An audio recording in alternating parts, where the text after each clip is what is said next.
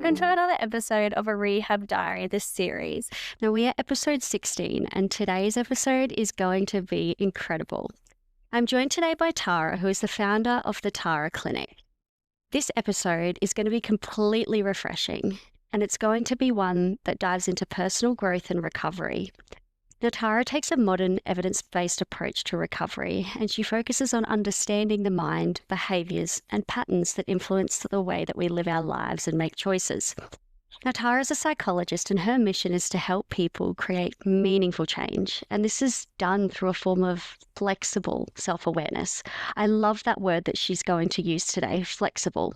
Flexible being the ability to recognize patterns and respond differently and build much healthier ways of thinking and living. And what I love about Tara's approach is that it's not about labeling or fitting into a box. It's about understanding yourself, your brain, your patterns, and creating change from a place of self-awareness rather than shame. Now, in this episode, Tara's going to walk us through her 3-step process, exploring the mind, behaviours, and patterns that shape who we are. We're going to unpack that flexible self-awareness that Tara speaks so beautifully about, what it really means and how we can look at our old habits before they become really ingrained into our mind, and how we can understand them and create sustainable change, understand the why around what we do and who we are. So this chat is going to be one that's honest, educational, and just empowering. And one thing that I would love to mention is that the way in which Tara is able to verbalize that in a way that's so easy to understand is going to be something that I think you're going to find very beneficial today. So without further ado, let's get into it. Thank you so much, Alice. It's great to be here. We're so lucky to have you because some of the work that you do to help people when it comes to their mental well-being, their mental health, in journeys associated with their addictive behaviours and just psychology in general. I know me personally, I have had the absolute pleasure of looking and being a part of some of the courses that you have done, and they are incredible. I mean, not only just quality-wise, do you feel like you're in a session with you, but the way in which you speak, what you say, and how it resonates and just, I guess, sits in my brain, and not just from an information point of view, but a practical point of view, is amazing. So to see that we've got access to information like that through your business, the Tara Clinic, is incredible. So I'm so glad to have you here talking with all of us today. Oh, that's so great. I'm really pleased that you enjoyed those programs. It was really what was important to me, to make it feel like you're in the room with me and to not feel worried about how am I going to learn, how can I implement, what can I do. I wanted just to make it really easy. So that's really great feedback. I'm pleased. That's so good. Yeah, I just think, and not only, I guess, from a, let's say, patient point of view, but even for us as therapists, it's really important to have awareness around ways we might speak about things, or different tools that might channel into some of our patients in a way in which we approach things or get them to that next step of seeking help and approaching their mental health. So it's not just something, by me sitting through that, it's not just something that I took from a patient point of view, but then also from a clinician point of view is really, I think, beneficial as well. Yeah, when clinicians are able to learn these skills and understand the impact that the way that we communicate, the words that we use, and one of the things that I find is really valuable is understanding that your words mirror your thoughts and your thoughts impact on your beliefs. And those 3 things actually guide what your actions and your outcomes are in life. And so as a clinician, it is important for us to be able to pay attention to our words, because not only does it help to identify what beliefs we might have about the situation, but it also changes our outcomes and the outcomes for our clients and patients as well. So yeah, it is. It's great. You're not the only clinician that has connected with the Tara Clinic's online learning. We have other clinicians who have registered and find it really valuable as well. So yeah, I think it's a really helpful thing to do. Yeah. I mean, we can always learn, right?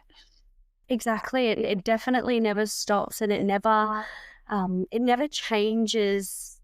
Every new person or every person is different. So it's never just one size fits all. So I think the more that we can do to help understand our clients holistically, the better. So I love that. But I need to ask this first question because we always start our podcast off with the same question. Here we are already going. And that is, what is mental resilience to you? Well, it's a beautiful question. I absolutely love it. And mental resilience to me really is the flexibility that someone has in their capacity to identify what they're feeling and what they want to do about it.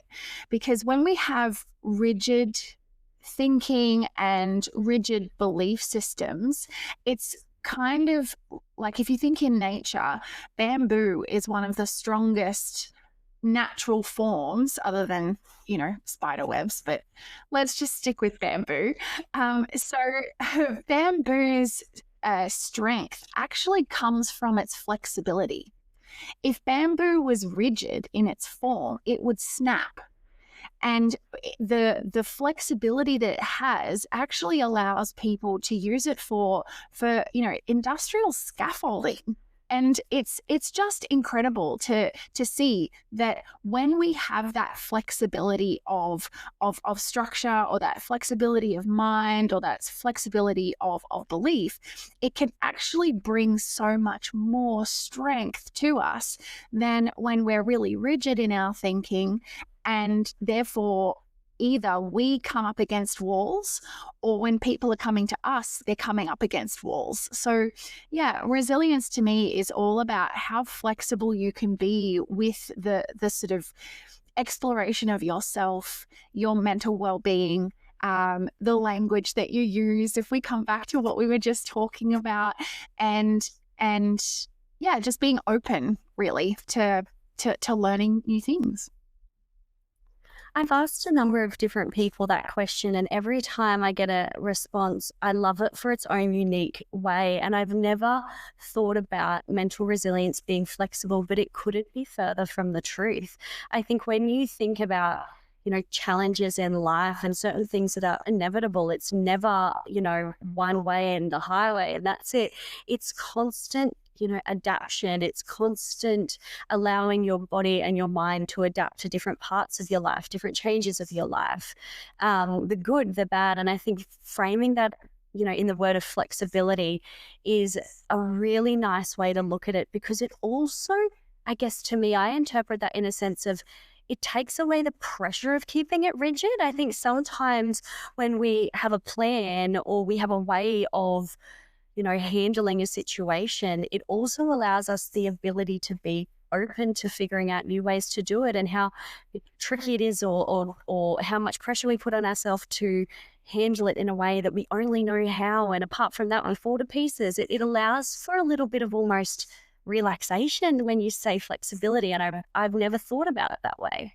Yeah. The more flexible we can be, the more we can sort of ride the wave of life. I live on the coast here in Sydney, and when I think about it, I think about the difference between a wave that sort of gently reaches the sand at the beach, compared to that same wave hitting the cliff at the side of the beach. You can see the same wave is coming. So the same amount of force, the same amount of energy is coming. It's just what it hits that changes. And when you see that wave hit a cliff, it just explodes up, and it's really big and dramatic, and it's all, And then that same wave, you just follow it going up to the beach as it just gently sort of rises and falls, and then it laps the sand, and then it just goes back. It's just calm. So that's, again, when we're thinking rigid, it's like, this is how it is, and don't even talk to me. That's the cliff. Whereas the gentle sort of slope up of the beach sand and coast, that allows for, things just to be so much more calm. It's just so much more chilled out. Exactly. I think it's the ability of when you look at the wave, and that's the uncontrollables of things that will pop up in life, whether it's injury, whether it's illness, whether it's, losing a loved one. It's all these things that no matter how hard we try, we can't control it.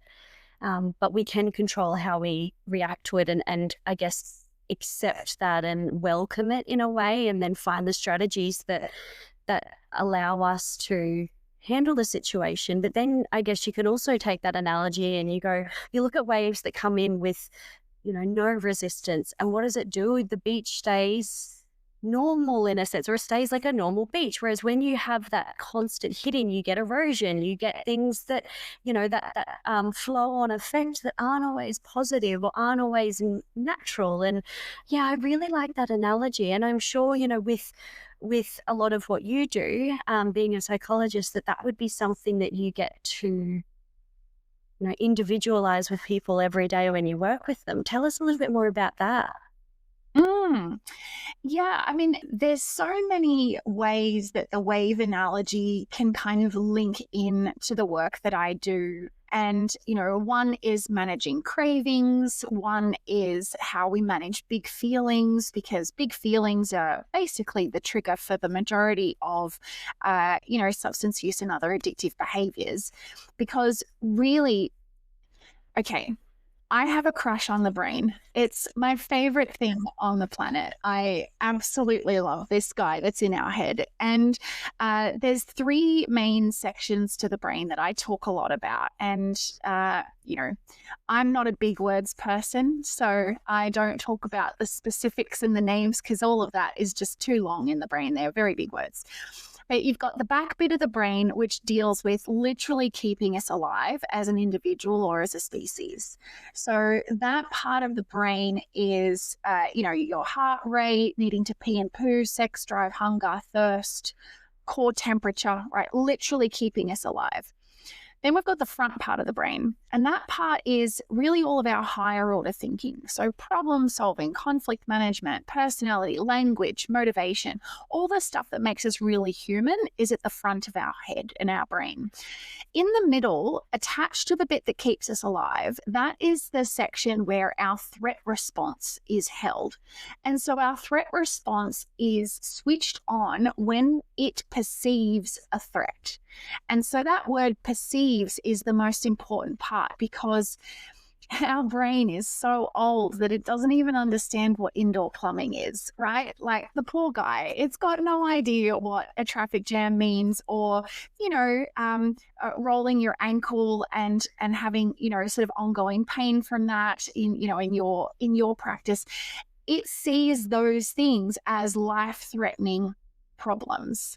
And what it does is it perceives that life-threatening situation and it handles it with life-saving energy, with either fight, flight, freeze, faint, or fawn. So if I fight, I'm trying to kill the tiger. If I flight, I'm trying to run away from the tiger. If I freeze, I'm trying to hope that I'm camouflaged enough that the tiger doesn't see me. If I faint, I'm either literally passing out because it's just too overwhelming and my brain can't deal with it, or I've just basically given up and I'm just going to space out and hang over here while the tiger gnaws on my leg.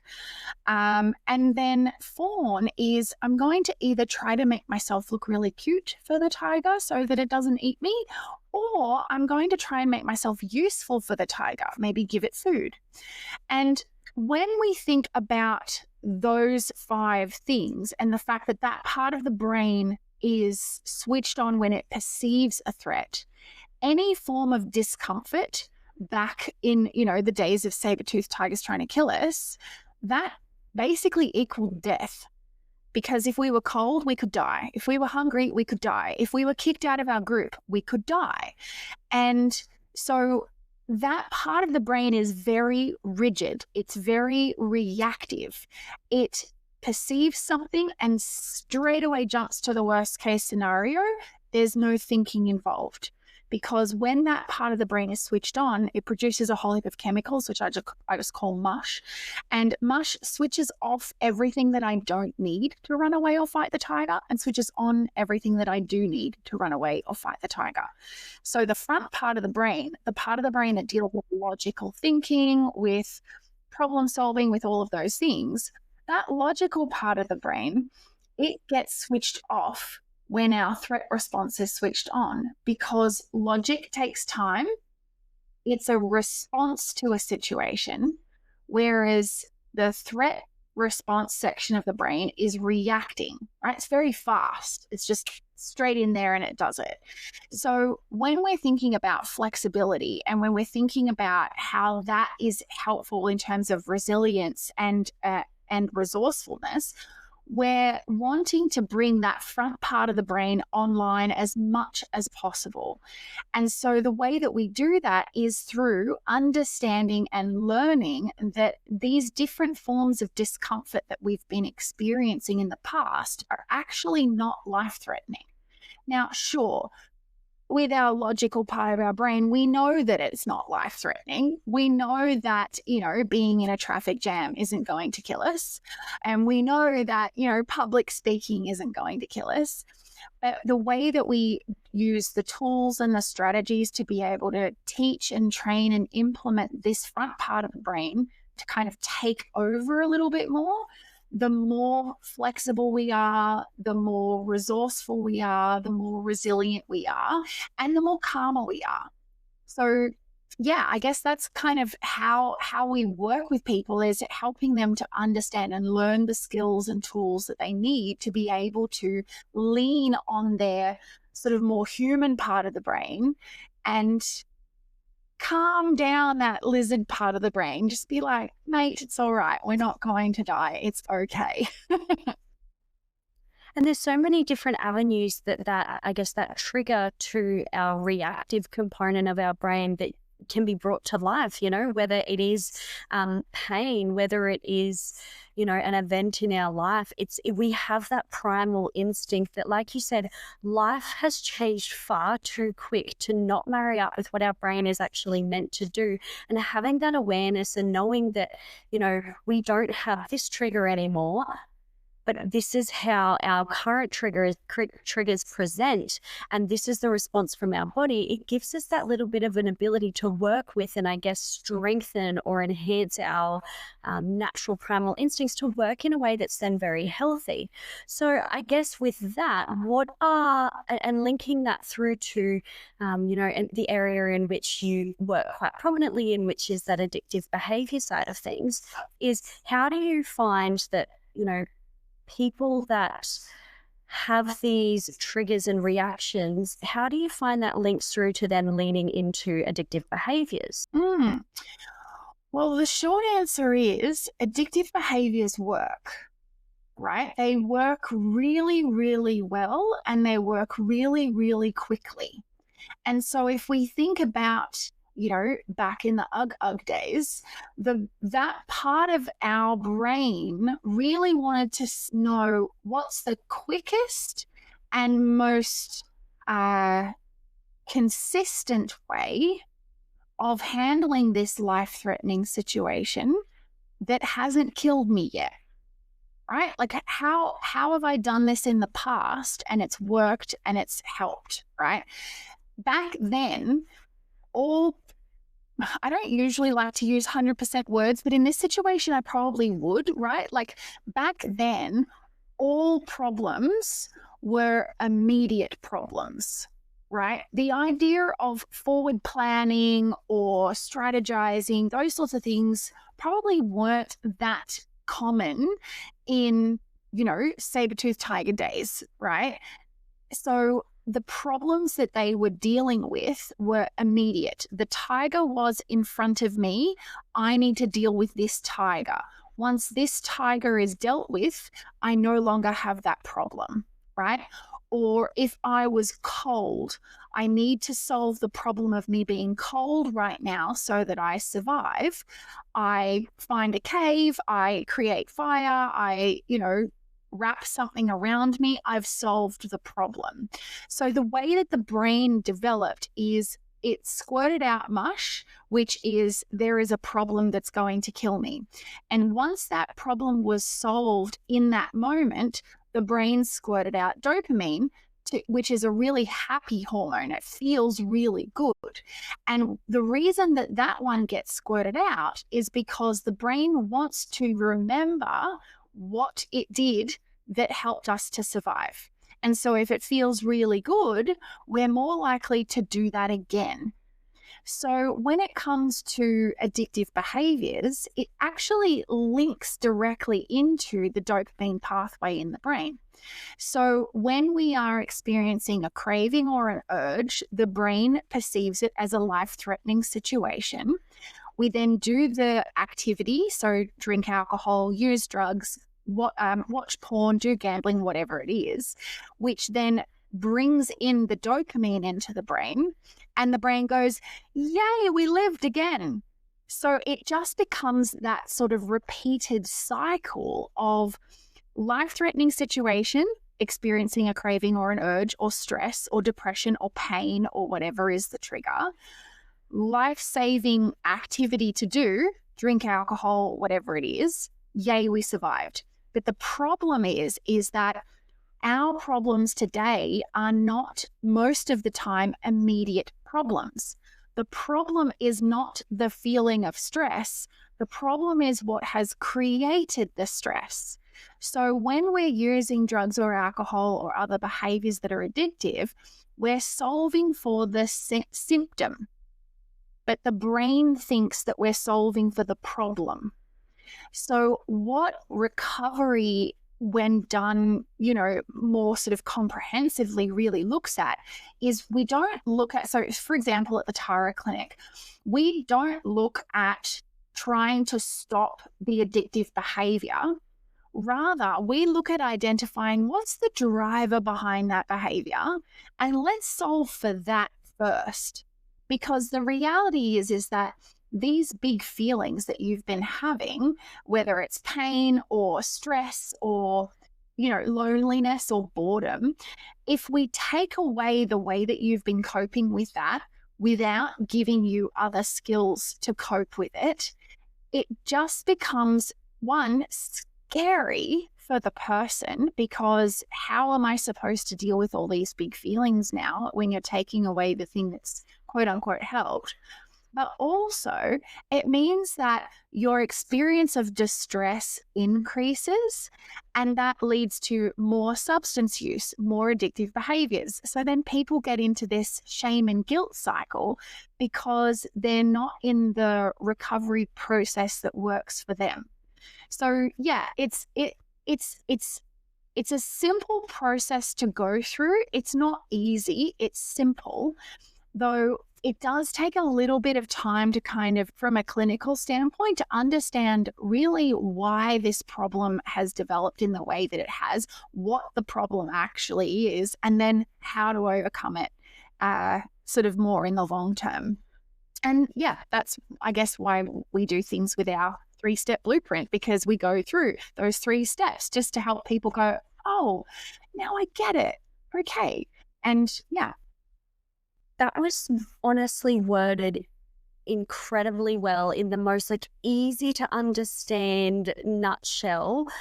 Even though the brain is complex, the body is complex, pain is complex, addictive behaviors and the reasonings why and the way our brain navigates it is so complex. So that was just absolutely incredible to hear, because you can take what you're saying there, and obviously me dealing with a lot of injuries and clients in pain and chronic pain, and I have the pleasure of treating a lot of veterans, so it's very holistic. And what you've said there, you can take that and put that into different avenues of addictive behaviors. And sometimes we think addictive behaviors and we automatically think drugs, alcohol, or you take addictive behaviors and we automatically think, oh, there's a problem with the person. And that's not it at all. It's the fact that your body has one job, and the job is, well, I say 2 jobs. It's to keep you alive and to keep you moving, and it's going to figure out, without having the awareness of what our life changes consistently,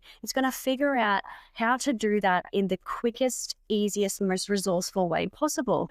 And that's actually, and I sometimes think about it and I go, the fact my ability that my body has the ability to do that without me telling it what to do is, number one, I'm really grateful for that. That's a privilege. Like, I'm lucky, but it doesn't mean now that I've got to figure out that where is there, a glitch in the system, in a sense that it's reacting in a way that's maybe not the healthiest for my body.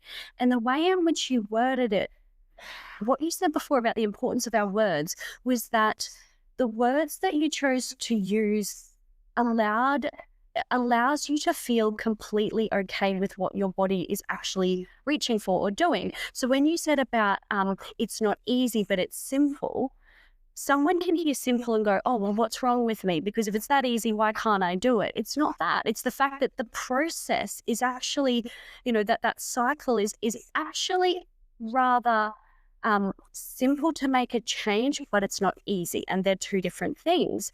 And yeah, I think it was really amazing to see that. I think sometimes, when people are in pain, your body's trying to protect you. What is it trying to protect you from? Is it something acute that consciously has happened right in front of you? Or is it something that your body has learned to be protective of over a period of time? Because that's how it keeps itself safe. That's why you're still here. What does that mean? So it was amazing to hear how that actually can be perceived from somebody trying to understand initially why they may be feeling these certain feelings. That's so great. I'm really grateful that landed for you, and hopefully your audience feels that it was really comprehensive too and simple to understand. Yeah. Well, one thing as well. Sorry, I'll just quickly mention one thing as well. Like, with part of that I learned from you, and you might talk on a few more of these sort of strategies that you guys implement at the Tara Clinic. Is you develop little strategies, not just the awareness, but little strategies that actually work to fulfill that blueprint you were talking about. For example, one of the things is the I forget the first one, but the dice. You have a dice that helps with the distraction to then lead into your next behavior. So that's what I love about that side of things with you guys, is that it's not just about knowing or becoming aware, as well as a next step. Yeah, so that's the 3 Ds. So delay, distract, decide. And that is not a Tara Clinic coined term. That is a well-known sort of little 3-step process in the addiction recovery area. But I really like the idea of dummy proofing things. And when I say dummy proofing, we need to remember that when the middle part of our brain is switched on, which is our threat response, the front part of our brain, which is all of our logical thinking, is switched off.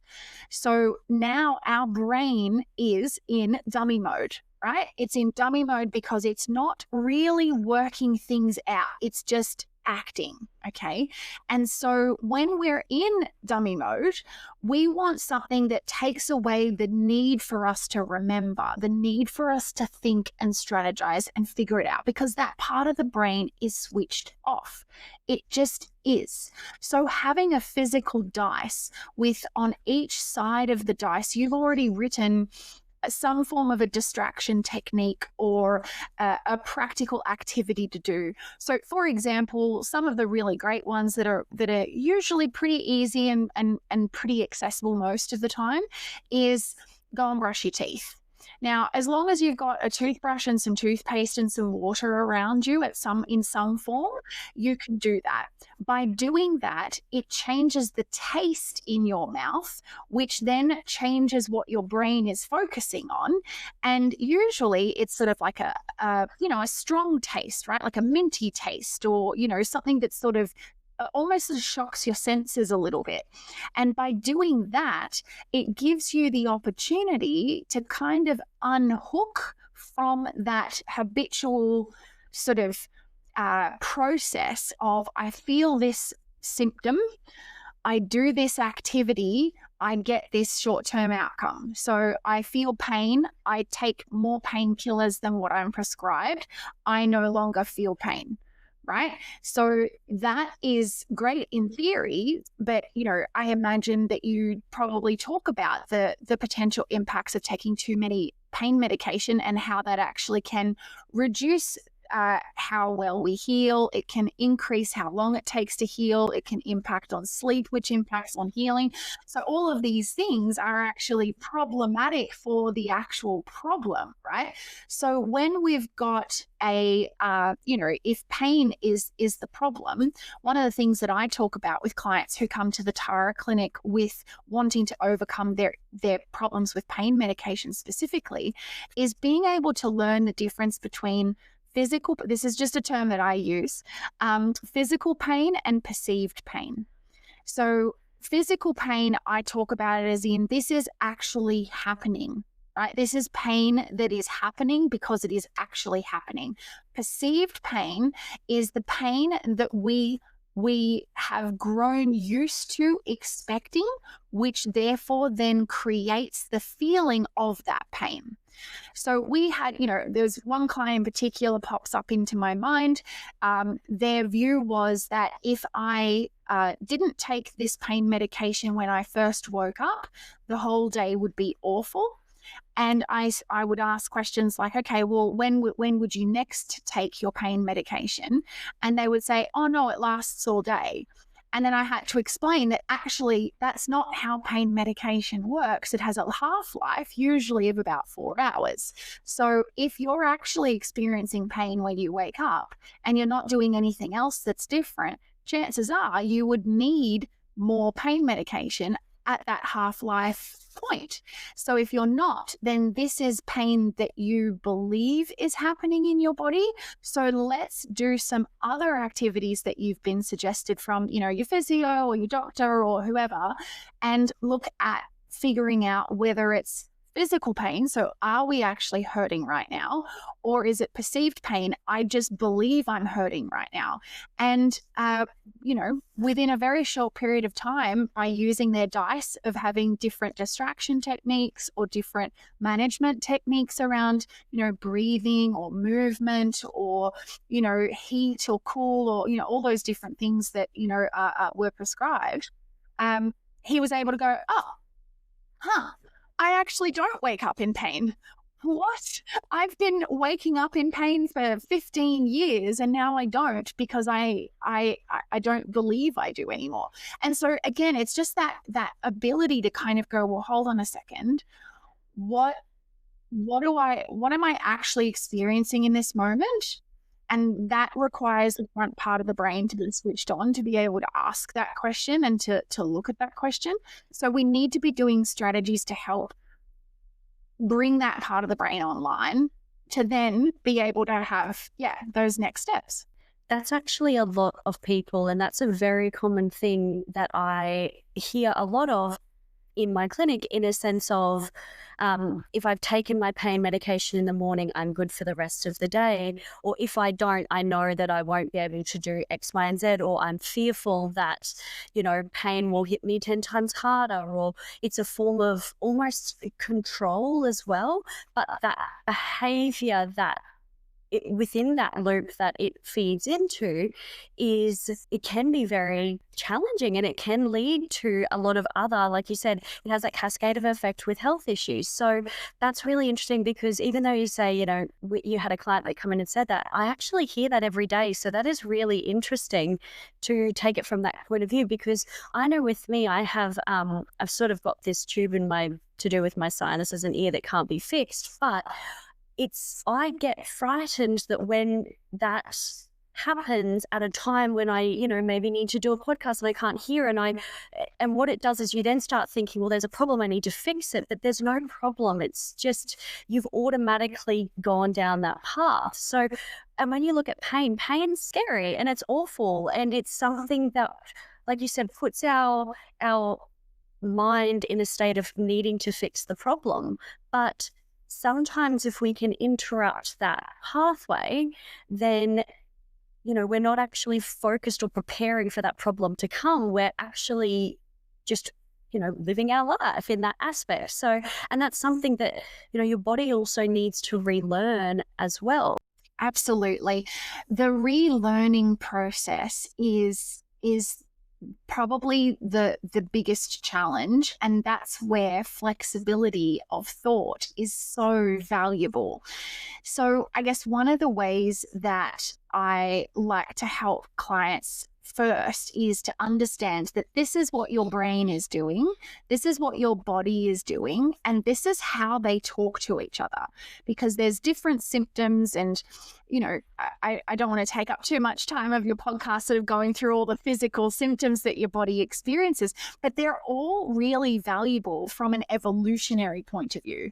Like, for example, if you I'll give three. So if we're experiencing stress or pain or a craving, right, chances are you'll start to feel sort of like your heart rate increases. You'll notice your breathing might become short, sharp, and shallow, and you feel kind of like hot and sweaty, right? So those three things are actually really valuable in a life-threatening situation, such as a tiger coming at us from behind a tree, because our heart rate increasing means that we get to throw extra blood out into our extremities to be able to handle that fight or flight scenario. Our breathing becoming short, sharp, and shallow is really valuable because it brings extra oxygen into that blood so that our muscles have stamina.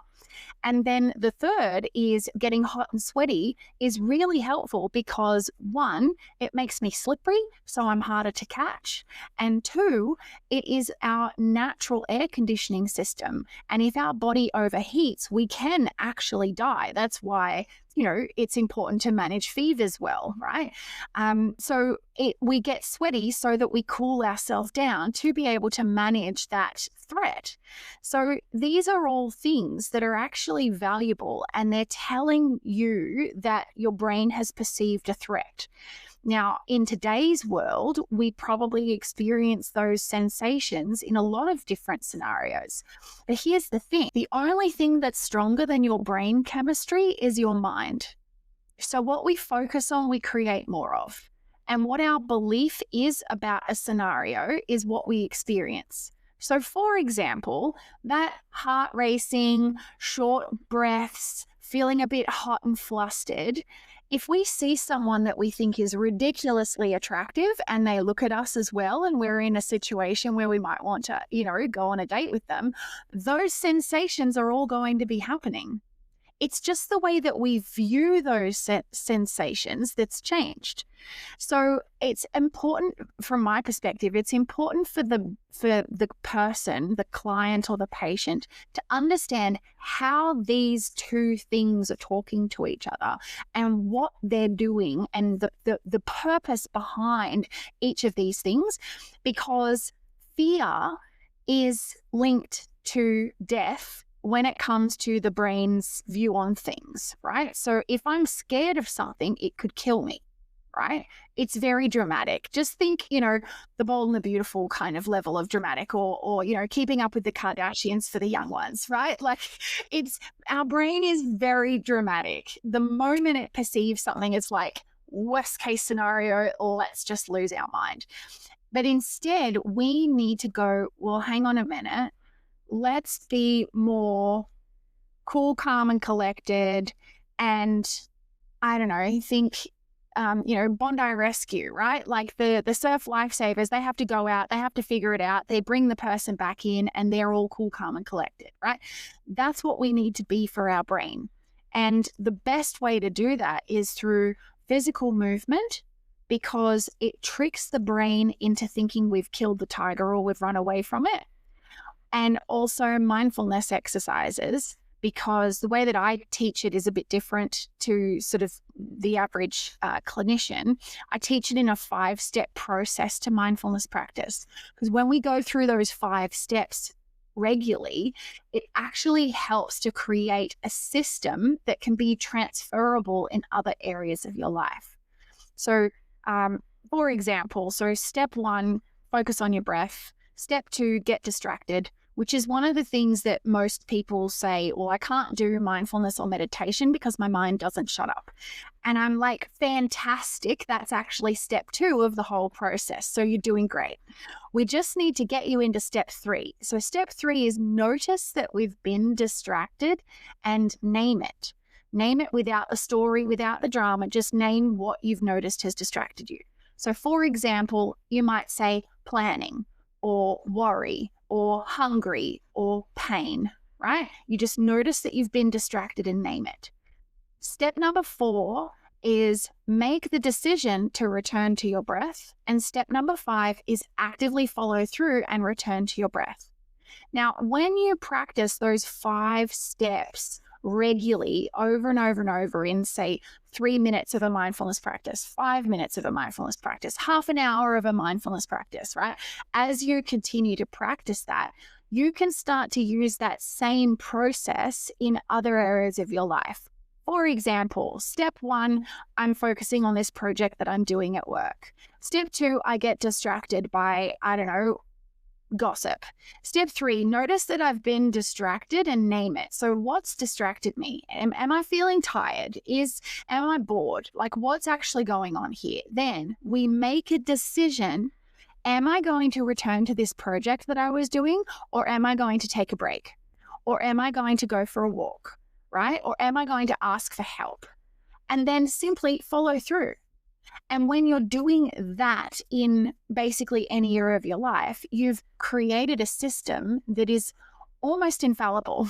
Like, as long as you understand how to practice that process, you can basically handle conflict management in a more effective way. You can handle pain in a more effective way. You can handle most things in a more effective way because you know how to approach it. Because step 1 and 2, they're just, literally getting started on the thing and then getting distracted. But step 3 is the actual practice of being mindful. Because in that moment that you've become aware that you've been distracted, you're actively observing what is happening in this moment. Then step 4 is teaching your brain that you have the opportunity of choice in any scenario that you're in. And step 5 is teaching you that you have the capacity to follow through when you make a decision. And so, again, focusing on that, I call it the abs of your brain. Mindfulness is like the abs of your brain, and we want to have 6-pack up there. So, yeah, get practicing. I love that. I'm sure all my clients are going to start doing it now. That is actually, I've had so many incidents where I know that there are people that they need to hear that. I have one of my veterans at the moment. He said to me, let me know when this podcast comes out today. We literally had this conversation. He said, I've just read this article and so much of it aligned with me. And I said, just give me a couple of days because this is going to be really helpful. And that, he knows exactly what I'm talking about. That is exactly what he needs to hear in a way that is going to resonate with him. So much of what you just said. And even so, like, I think about that with my dad. There are times where I found that if I don't say anything after, let's say, because my dad's had many big injuries in his life and he lives day to day with pain. And it just means tackling life sometimes, because pain is that thing that's always there. Tackling life, it might be I have the capacity of this much or I have the capacity of this much. Depending on your pain, depending on emotions, depending on stress, depending on everything falls into this big lot of, your brain. And I find when he sort of does step 1 and 2 naturally, in a sense of kind of just, I can't figure out what the next steps are. If I don't speak, I don't say anything, and I see it just kind of that bringing it into right now, which is where he recognizes naturally the mindfulness of right now.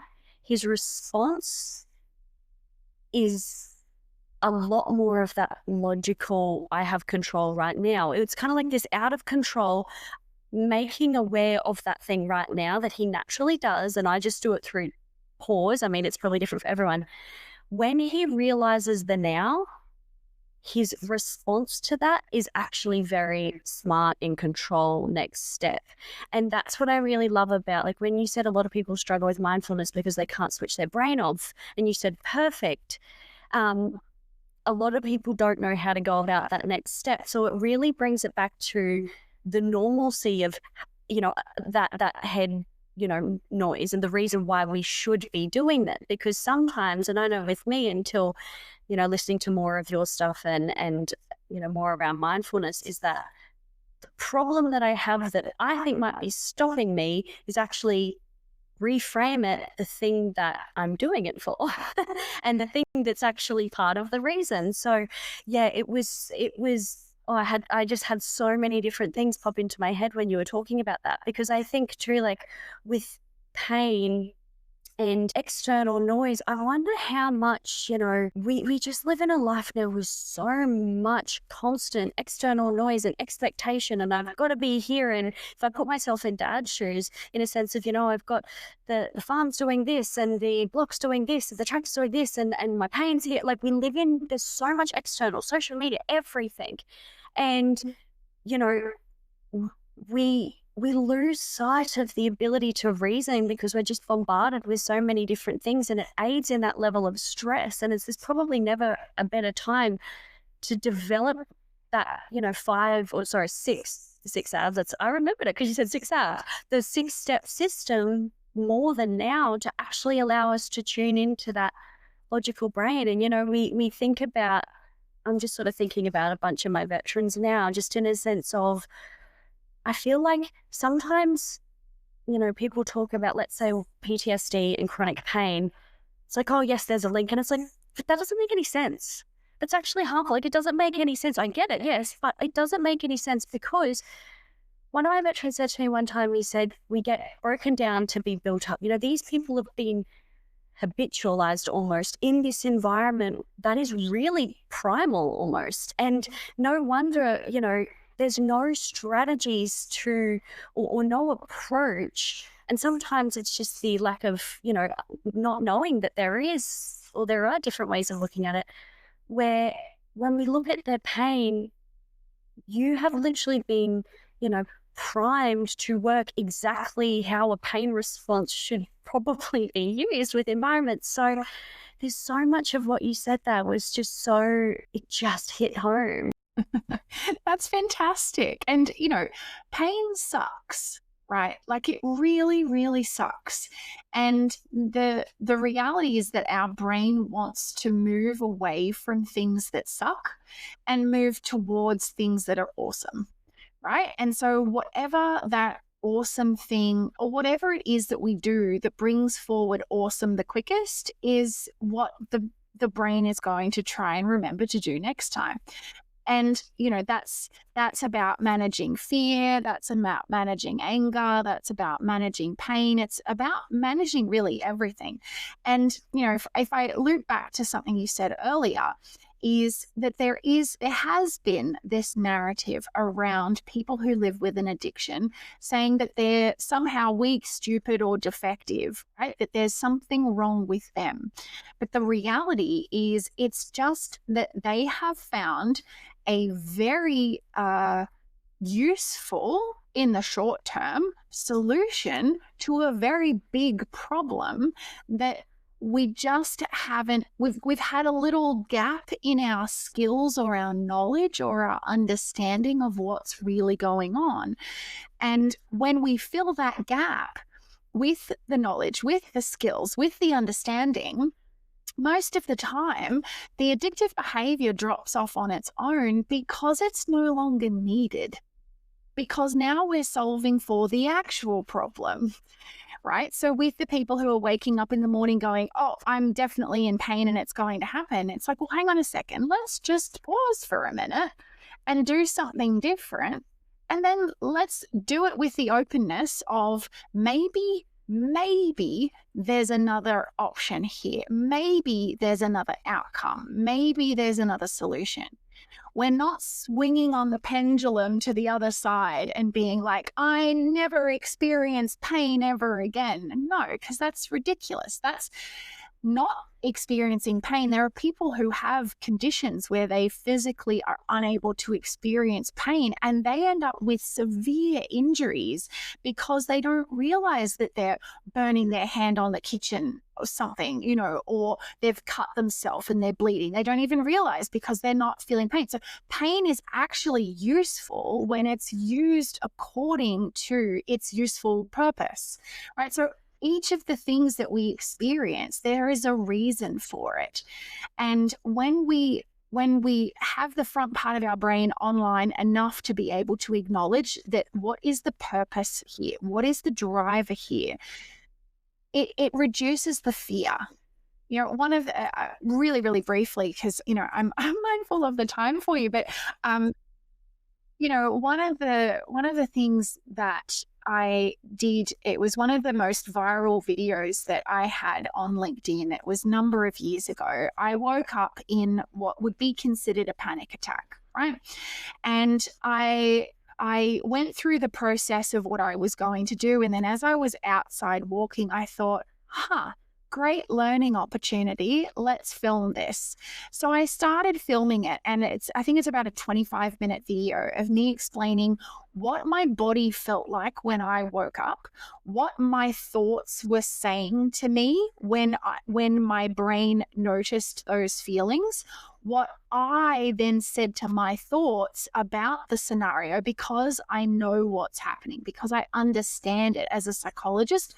I understand what anxiety or panic is about, right? And so then I said to my body and my brain, I'm going to manage this. I'm taking over.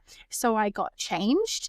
And as I was getting changed, I was telling my body, I am going out for a walk right now to manage the mush that's in my brain. And then I went outside and I started walking along the coast, which was when I started to film. And then I started to explain how the changes in my body were happening as they were happening.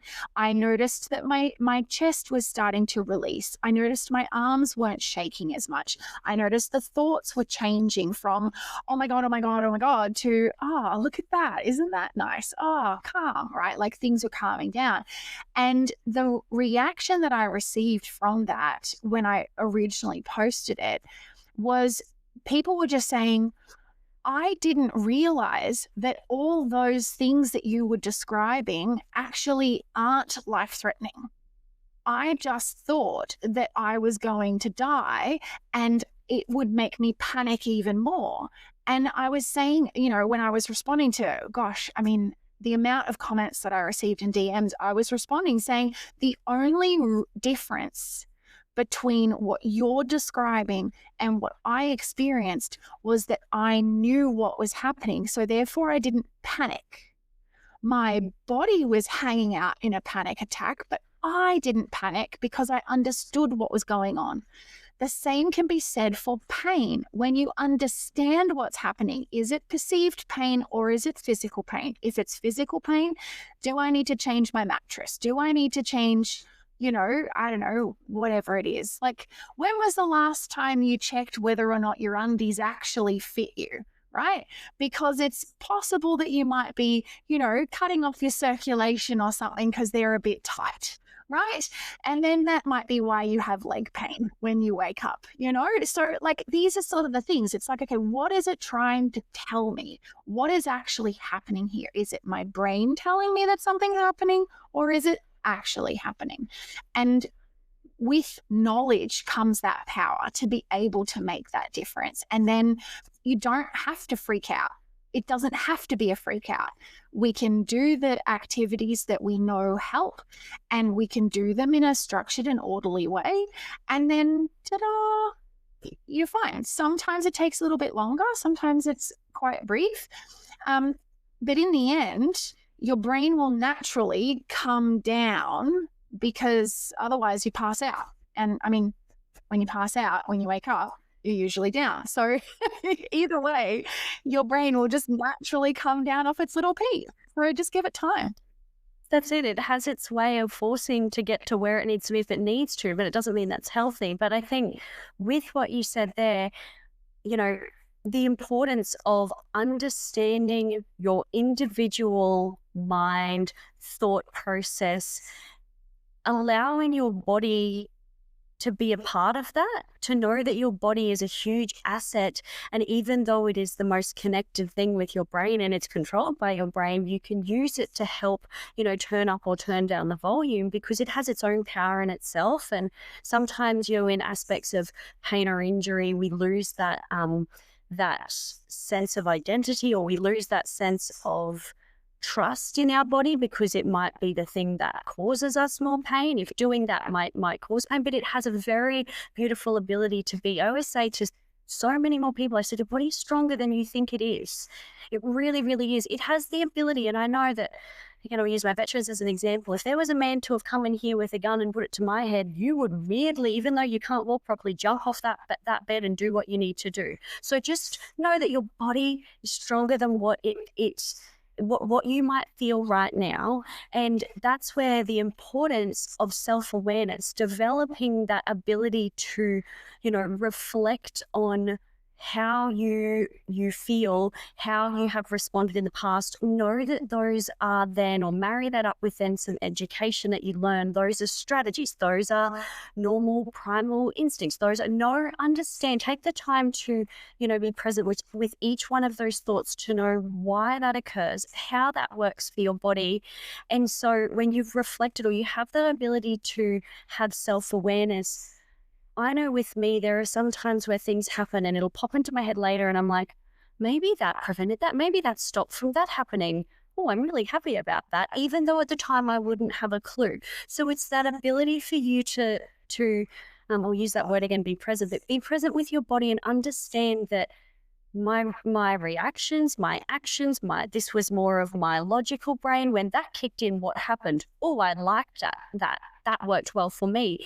Then you build that toolbox, and it just really, I guess, emphasizes the importance of, regardless of whether there is issues, pain, addictive behaviors, we should have or want to strive to gain self-awareness to know how our body works, and I say to people here, I said, you can go out and work on these trucks, these big trucks at the mines that, you know those better than you know your own body. Like, be curious, become curious, and know that your body is doing exactly what it needs to do to live, to heal, to breathe, to cope, to strategize, to plan. We have so many extra thoughts that we need to consider. We have so much of the future that we're trying to plan, so much of the past, so much of, this coming towards us. But your body is just trying to, get through the right here, right now. So let's just understand what that means, because it's going to present different to everybody. And if that's pain for you, even if and I say to people a couple of times, there's a big difference sometimes between a 7 out of 10 pain and a 4 out of 10 pain. The 4 out of 10 pain might allow you then to become present. The 7 out of 10 pain, that was still in that instinctual part of your brain. It wasn't allowing the logical to come in.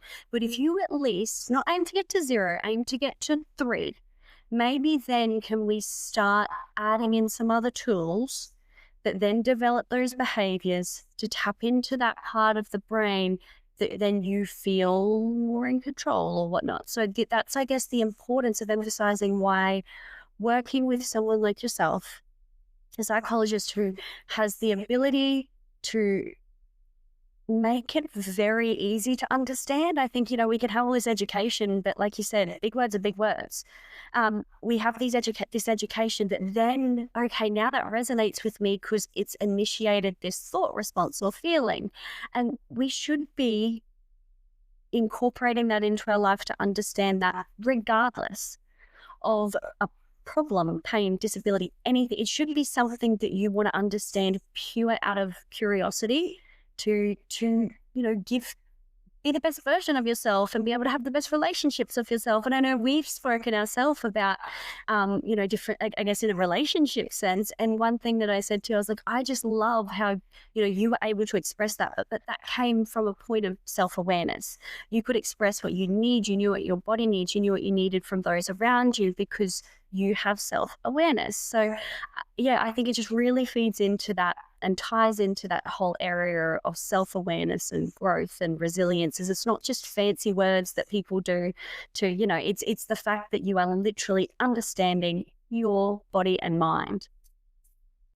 100%. I couldn't have worded it better myself. And, as you were talking about all of those different points, I kept thinking this really swings back into that original question that you asked me, which is, what is mental resilience to me? And my response was flexibility. And in order for people to be able to do all of the things that you were just talking about, having flexibility of mind is what's going to allow that and facilitate that. So yeah, it really is, in my opinion, the bedrock of growth and of development to be open to something different than what you're used to.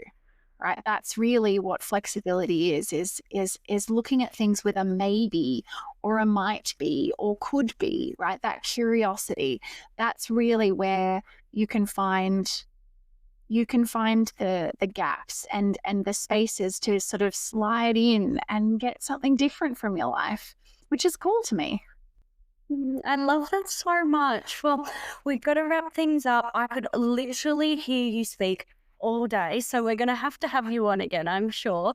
But I just honestly, the way in which you communicate things is so, like, that is a very special thing. That is something very unique to you and in your area of expertise.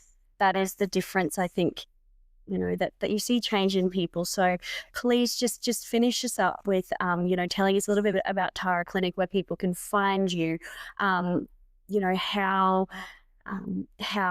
I mean, if this hasn't convinced someone to want to be curious about their own brains, but I guess how they could go and utilize your services to allow them to start undertaking some of your practices and your expertise. Yeah, for sure. Well, I guess the first thing to say is that, yes, the Tara Clinic is focused the majority of addiction, because Tara is an acronym for Therapeutic Addiction Recovery Assistance. However, really what we do is we help people who want to engage in behavior change. So whatever that behavior may be, right? It's not only alcohol or drugs or gambling. It's if there is a system that I've been living in that no longer serves me in terms of my behavior or the way that I do things, then potentially the Tara Clinic might be able to help. So the Tara Clinic, yes, I'm based in Sydney. However, we are 100% online, which means that our services are available nationwide. We work with our 3-step blueprint to lasting recovery. And really that's helping people to understand, first of all, what is actually the problem, right? We spoke before about understanding what the actual problem is. Then we look at why. Why has this problem developed in this way for me? And why does overcoming the problem absolutely everything can for sharing that all your knowledge today. And then after that, we look at how. Thank you so much. How do I overcome this problem in a more lasting way? And that is through the skills learning and the tools, but also the time that you're in our programs. So the research has shown between 12 to 18 months of active work in recovery is the best predictor for lasting change. So our programs, our 3 programs, when you do them back to back, we're supporting you for 19 months. Now, it's not a weekly thing for 19 months. Everybody calm down. We do things in a stepped approach, which means it starts off in a more intensive way to really help you gain the knowledge and the skills and the experience to be able to implement it. And then as we keep progressing, we move to fortnightly and then monthly sessions, which gives you the opportunity to build more confidence in your competence of your skills. Because our job really is to work ourselves out of a job with everybody that we see. We love you all, but we don't want to see you again. I want you to have the skills and the confidence to be able to keep going in your life moving forward and attach these skills to other problems in your life. So, so that's kind of how we work. And the best way to find out more about the Tara Clinic is really through our website, which is thetaraclinic.com. Otherwise, you can find me on LinkedIn, Tara Hurster.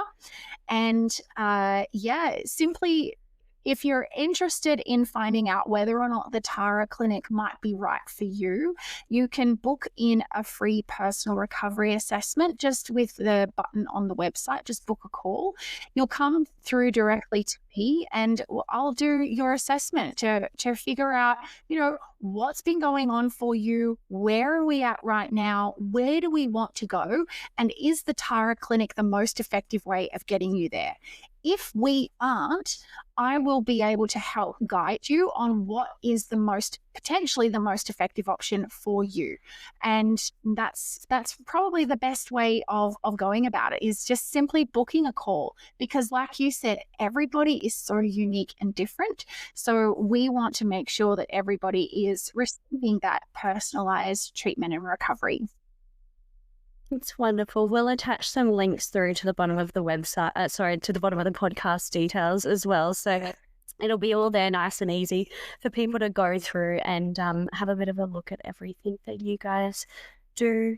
Tara, thank you so much. You are incredible. Everything that you do is incredible. Like I said, I'm in just such awe of you, because the way in which you have this ability to guide someone through an experience that is, the awareness may not even be there, is quite unique. So I know that there's a lot of people that are going to really take this. It's going to open a lot of doors for people, and to become really quite curious and start taking that next approach for their mental well-being, to understand their mind and different strategies. Like I said, that if they're in a situation or just wanting to know if there are things that they can do different other than what they've already been doing, I think it's a perfect start. So thank you for absolutely everything and for sharing all your knowledge today.